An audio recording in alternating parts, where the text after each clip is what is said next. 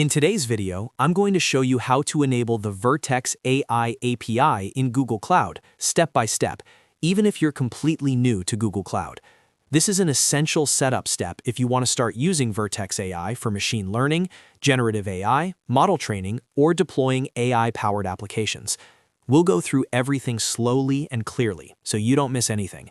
If you find this tutorial helpful, make sure to hit the like button and subscribe to the channel for more Google Cloud and AI tutorials.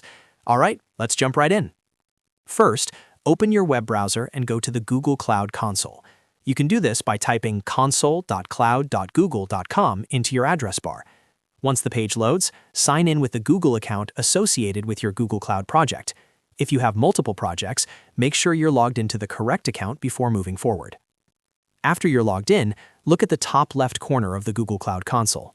You'll see a navigation menu icon, which looks like 3 horizontal lines. Go ahead and click on that menu to open the main navigation panel. This panel gives you access to all Google Cloud services and settings. From the navigation menu, scroll down and find the section called APIs and Services. Click on APIs and Services, and then click on Library. The API library is where Google Cloud lists all available APIs that you can enable for your project. Once you're in the API library, move your cursor to the search bar at the top. Click inside the search bar and type Vertex AI API. As you type, the results will update automatically.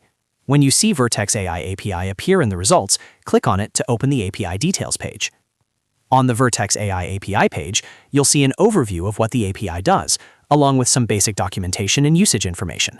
To enable the API for your project, look for the Enable button. It's usually located near the top of the page.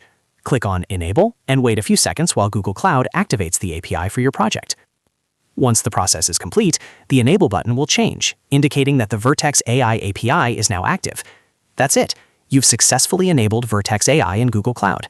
From here, you can start using Vertex AI services like model training, endpoints, notebooks, and generative AI tools directly within your project.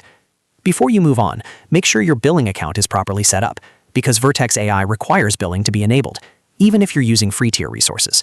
If billing isn't enabled, you may run into errors when trying to use the service.